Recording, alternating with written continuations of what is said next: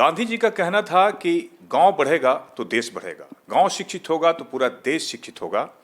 और कुछ ऐसा ही माहौल दिखता है जहानाबाद के सुल्तानी पंडुई में, जहां पे शिक्षाविद और साइंस सेंट्रल पब्लिक स्कूल के डायरेक्टर एसपी सिंह साहब मौजूद हैं और अनुभव सिंह जी जो संयोजक हैं विद्यालय के, दोनों हमारे साथ मौजूद हैं। सबसे पहले हम बात करेंगे ग्रामीण क्षेत्र में जो शिक्षा दी जा रही है उसमें कितनी मुश्किलें आ रही है sir. Science central public school ग्रामीण क्षेत्र में 2014 में मैंने इसको स्थापित किया था और मेरी सोच ये थी कि ग्रामीण क्षेत्र को लोगों को कम खर्चे में शिक्षा में उपलब्ध कराऊं। लेकिन अभिभावक में काफ़ी इम्प्रूवमेंट हुआ है, सुधार हुआ है कि सोचते हैं कि ये तो स्कूल यहाँ पर खोल दिए हैं, ग्रामीण क्षेत्र में इन्होंने खोला है और इनको जिस ढंग से इनको हम मोटिवेट करेंगे वैसा करेंगे। लेकिन मैं इसके ऊपर कभी भी कंप्रोमाइज़ नहीं करता हूँ। मेरी जो भी क्षति हो मैं धैर्यता के साथ विद्यालय का संचालन करता हूँ।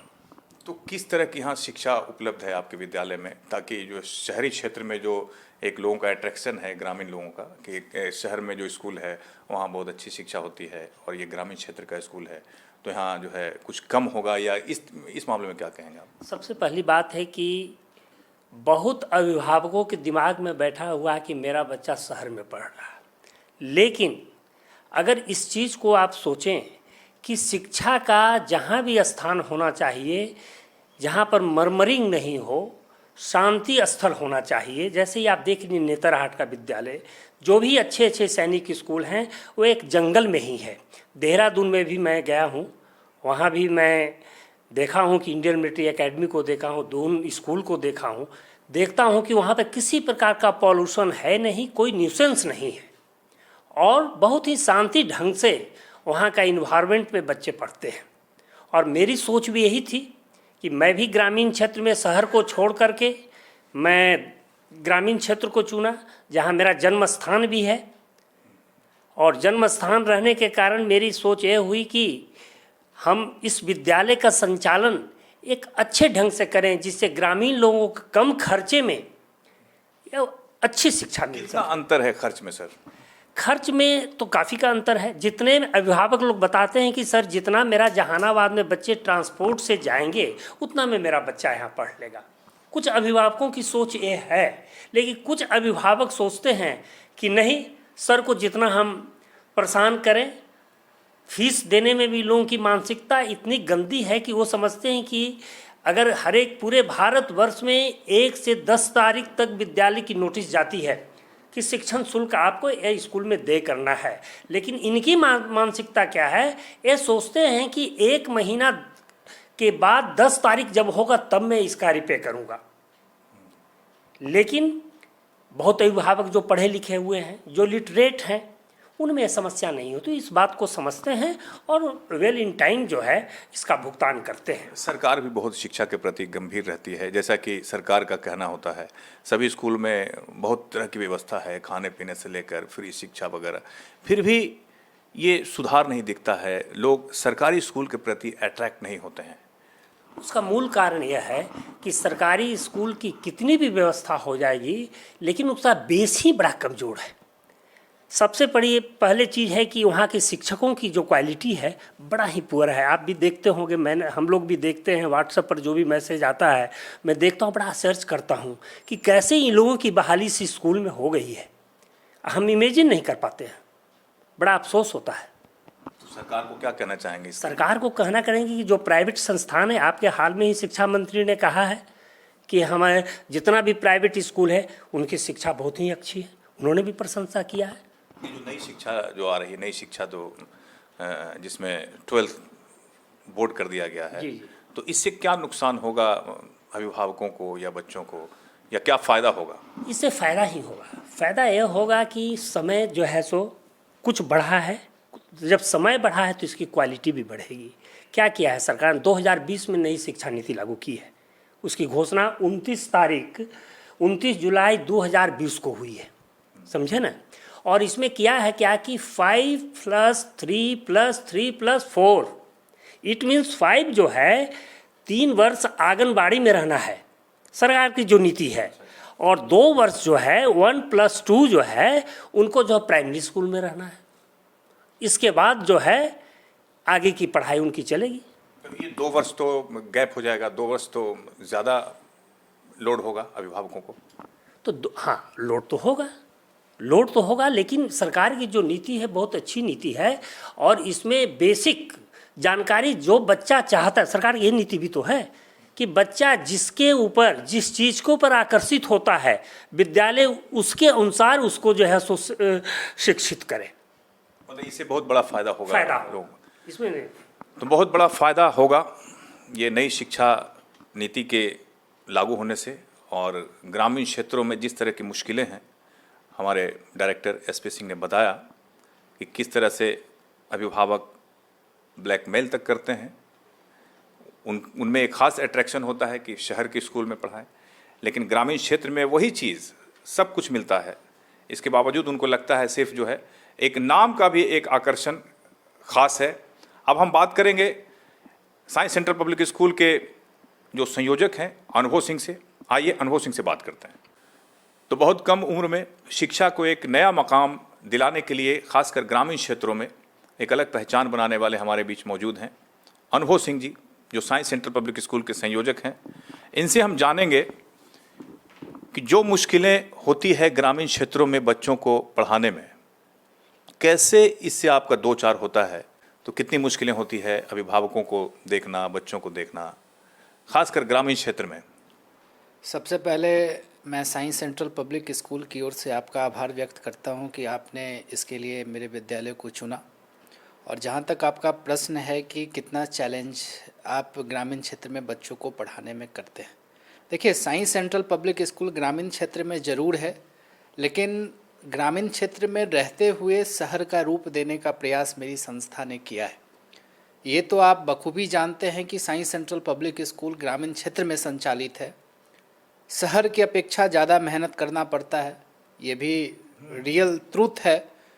तो हम लोग लगे रहते हैं, जब एक बार संकल्प ले लिए हैं कि नहीं मुझे ग्रामीण क्षेत्र में विद्यालय का संचालन करना है, कई प्रकार की संघर्ष का सामना करते हुए हम उसका काम करते हैं और बहुत ही बखूबी तरीके से विद्यालय का संचालन कर रहे हैं और हर सुविधा के साथ विद्यालय का संचालन कर रहे हैं। इतने वर्षों से आप बच्चों को शिक्षा दे रहे हैं अनुभव जी, तो कभी आपको ऐसा भी गर्व महसूस भी होता होगा अपने बच्चों को देख के, जब वो उनका अंक देखकर या किसी क्षेत्र में अगर वो सफल होते हैं, तो ये ऐसा कब हुआ या ऐसा कोई अगर बात है तो आप बताइए। देखिए साइंस सेंट्रल पब्लिक स्कूल ग्रामीण क्षेत्र में चल रहा है। आपका पहला प्रश्न का उत्तर मैंने पूरा नहीं दे पाया। संघर्ष काफ़ी है, अभिभावकों का भी सहयोग, जो शहर के अभिभावकों का सहयोग होता है वैसा सहयोग ग्रामीण क्षेत्र के अभिभावकों से नहीं मिल पाता है। इसका थोड़ा खामियाजाना बच्चों पर भी जाता है उसका, क्योंकि बच्चों पे जब तक अभिभावक अपना समय नहीं देंगे, विद्यालय के एक्टिविटी से अगर अभिभावक नहीं जुड़ेंगे, तब तो सर्वांगीण विकास बच्चों का नहीं हो सकता है। और हमारा यह मानना है कि हमारे जितने भी बच्चे साइंस सेंट्रल पब्लिक स्कूल के बच्चे हैं, मैं शहर के किसी भी विद्यालय के बच्चे से हमारे बच्चे कम नहीं हैं। आप खुद आते हैं हमारे यहाँ, हर तरह की सुविधा है, हर तरह का एक्टिविटी हम विद्यालय में कराते हैं। इसीलिए कराते हैं कि शहर के बीच में यह मैसेज जाए कि ग्रामीण क्षेत्र के बच्चे किसी में भी प्रतिभा की कमी नहीं होती है। इसलिए कमी नहीं होती है क्योंकि वो संघर्ष को बड़ा नज़दीक से देखते हैं, और जब संघर्ष को लोग नज़दीक से देखता है तो उसको आभास होता है कि नहीं, अगर मेरे माँ बाप मेहनत से पैसा विद्यालय को दे रहे हैं तो हमारा जो मौलिक काम है पढ़ना, और अभिभावक का काम है बच्चों पर ध्यान देना, बच्चों की एक्टिविटी पर ध्यान देना। शहर के बच्चे और ग्रामीण क्षेत्र के बच्चे में काफ़ी अंतर आपको दिखेगा। किस मामले में? हर मामले में, संस्कार से लेके, अनुशासन से लेकर के जमीनी स्तर पर। कौन बेहतर आपको लगता है? मुझे शहर और ग्रामीण क्षेत्र में ज़्यादा अच्छा मुझे ग्रामीण क्षेत्र के बच्चे लगते हैं, क्योंकि वो संघर्ष को नज़दीक से देखते हैं। और मतलब कि जिसके माता पिता मध्यम वर्ग के हैं, जिनके माता पिता किसान हैं, जिनके माता पिता के पास वैसी सुविधा उनको नहीं मिला, वो क्या अंतर दिखता है दोनों में, उन बच्चों की एक्टिविटी में या इन बच्चों की एक्टिविटी में? अंतर काफ़ी दिखता है। अंतर उनकी पढ़ाई में, मिसाल करके बताइए। उनकी उनकी पढ़ाई में दिखेगा, उनके कल्चर में दिखेगा। जो संस्कार ग्रामीण क्षेत्र के बच्चों को सुबह से शाम तक मैं दे रहा हूँ, मेरी संस्था यहाँ तक करती है कि प्रत्येक अभिभावकों के घर पर जाती है संध्या काल में, मेरे स्टाफ जाते हैं, मैं खुद जाता हूँ ये देखने के लिए कि अभिभावकों का जो दायित्व है वो दायित्व अभिभावक पूरा करते हैं कि नहीं करते हैं। आप देखते होंगे, आपको मैं एग्जाम्पल दूंगा, मेरे बच्चे अगर स्कूल से छुट्टी होती है तो हम लोगों ने ऐसा संस्कार दिया है कि वो छुट्टी के बाद सीधे अपने घर जाएं। शहर के बच्चे आपको ऐसे नहीं होंगे, शहर के बच्चे बीच बीच में रुक के जाते हैं। ये संस्कार आपको शहर के स्कूलों में देखने को मिलता होगा क्योंकि आप शहर से जुड़े हैं। लेकिन आप जब गांव में आते हैं तो हमारे विद्यालय के भी बच्चों को देखे होंगे, कुछ दिन पहले हमारे यहाँ कराटे का वर्कशॉप था, एक भी बच्चे असेंबली में हिले नहीं सर। ये तो संघर्ष का ही देन है ना। बच्चे इस चीज़ को देख रहे हैं कि नहीं, हमें ग्रामीण क्षेत्र में जो सुविधा मिल रही है वो सुविधा पता नहीं भविष्य में मिलेगा कि नहीं मिलेगा, इसकी कोई गारंटी नहीं है। लोगों को लगता है कि शहर के चाक चौंध में हम जाएं, लेकिन शहर के अपेक्षा ग्रामीण क्षेत्र में शांति भी है। गुरुकुल टाइप की शिक्षा की व्यवस्था मैंने किया है, मेरे सारे शिक्षक क्वालिफाइड हैं और हर एक एक चीज़ पर नजर रखते हैं। जब आप इतनी सुविधा दे रहे हैं अनुभव जी, तो फी में कितना अंतर है? शहरी क्षेत्र में जो फी है अपना अपना ढंग होता है विद्यालय संचालन फिर भी परसेंटेज में क्या अंतर है? देखिए, इसको स्पष्ट रूप से बता पाना मुश्किल है हमारे लिए, क्योंकि आप तो इंटरव्यू हमारा ले रहे हैं, बातचीत कर रहे हैं, लेकिन इस चीज़ को बता पाना मुश्किल है क्योंकि हर जगह के माहौल के हिसाब से लोग फीस का निर्धारण करते हैं। मेरी जो फैसिलिटी है हम उस हिसाब से बच्चों का फीस लेते हैं, ऐसा लेते हैं कि जिससे हमें भी नुकसान नहीं हो और मैं अपने शिक्षकों को जब आप कह रहे हैं कि मैं सारी सुविधा सेम देता हूँ, कोई अंतर नहीं है, तो फीस में क्या अंतर है? फीस में अंतर है सर, फीस में अंतर है कि हम यहाँ की भौगोलिक स्थिति को देख करके फीस का निर्धारण कर रहे हैं। हाँ ठीक है, शहर में जो चीज़ क्लास, जैसे मेरे पास क्लास 1 के जैसे बच्चे हैं, उनका फीस मान लेते हैं कि 500 रुपीज़ है, वही फीस आपको शहर के स्कूलों में 1200 रुपये 1500 रुपये लगते हैं, क्योंकि उनका स्कूल एसी का होता है, हर तरह का स्मार्ट क्लास है। लेकिन हम लोग संघर्ष करते हैं और संघर्ष करने के बाद में देखते हैं कि नहीं, हम गांव में चला रहे हैं, हमें बस स्कूल की व्यवस्था मेंटेन हो जाए, हम उसके लिए ही फीस लेते हैं। शिक्षकों को सही समय पर वेतन दे, इसके लिए मेरा प्रयास रहता है। आजकल बच्चों में 10th के बाद एक थोड़ा सा अलग सवाल भी है, कुछ क्राइम भी देखने को मिलता है। बच्चों की जो मानसिकता है, मतलब पढ़ते कम है और उल्टा सीधा ज़्यादा सोचते हैं। उन बच्चों को आप क्या कहेंगे या उनके अभिभावकों को आप क्या कहेंगे, किस रूप में कहेंगे? देखिए, बिल्कुल सच्चाई बात आपने कहा कि जब बच्चे 8 के बाद जैसे ऊपर जाते हैं 9-10 में, तो उनको स्वतंत्रता चाहिए। और मैं भी इधर निकट भविष्य में देख रहा हूँ कि हमारे विद्यालय के कई ऐसे बच्चे हैं, मैं इस बात को बोलने में गुरेज नहीं रख सकता हूँ क्योंकि इसमें अभिभावकों का सहयोग मुझे नहीं मिला। हमारा विद्यालय 8 तक है, लेकिन मैं इसको अपग्रेड करना चाहता हूँ। लेकिन जब मैं अपग्रेड करने की इच्छा जाहिर की तो बच्चों में, क्योंकि देखिए हमारा विद्यालय अनुशासन के साथ कोई समझौता नहीं करता है, मेरी पैनी नज़र घर तक होती है। चाहे हमारे पास 1000 बच्चा क्यों नहीं हो जाए, लेकिन जिस संकल्प के साथ साई सेंट्रल का विजन है कि एक एक बच्चे को देखना, मैं उस कर्तव्य पर काम करता हूँ।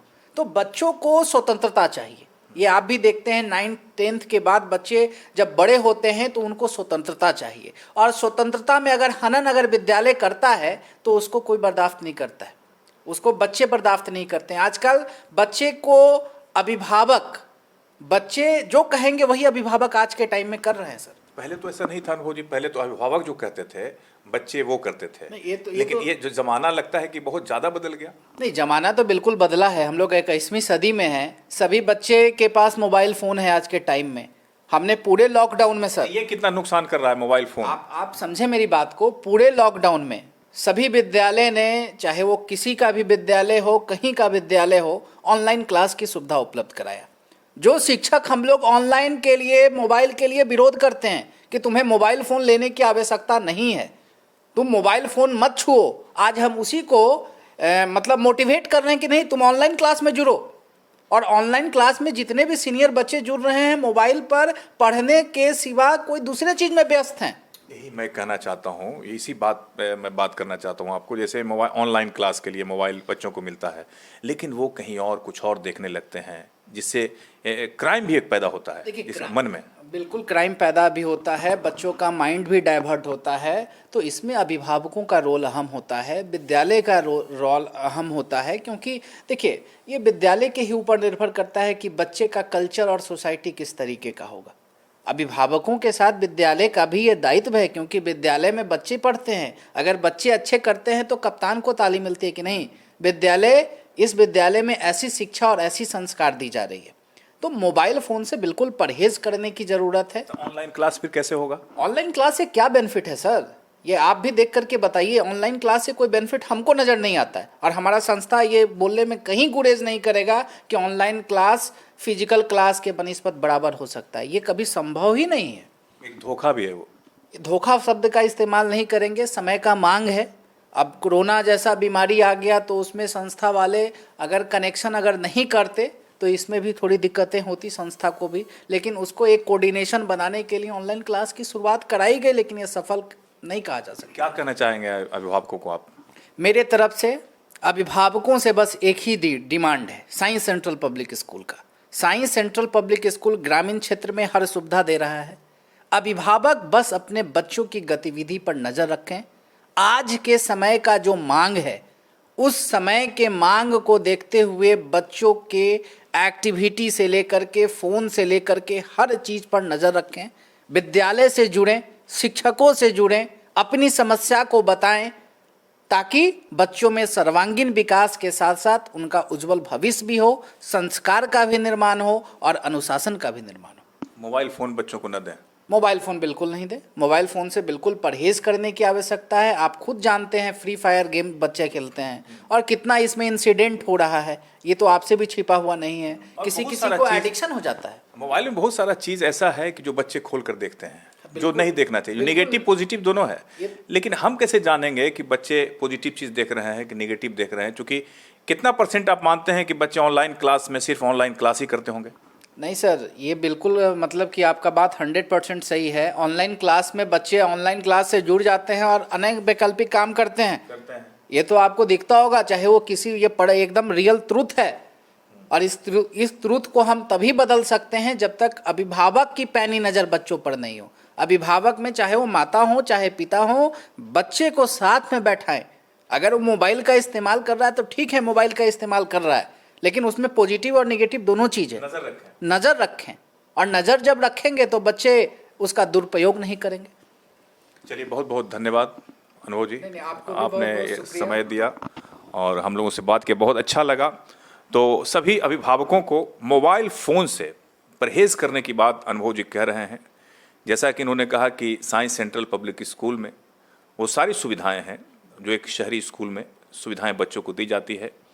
फी स्ट्रक्चर शहरी स्कूल से बहुत ही कम है, जिससे निश्चित तौर पर साइंस सेंट्रल पब्लिक स्कूल आसपास के इलाके के तमाम बच्चों को एक शानदार शिक्षा मुहैया करा रहा है। निश्चित तौर पर बहुत सारे बच्चे इधर से निकलकर देश और दुनिया में अपना नाम रोशन ज़रूर करेंगे। दीजिए इजाज़त, नमस्कार।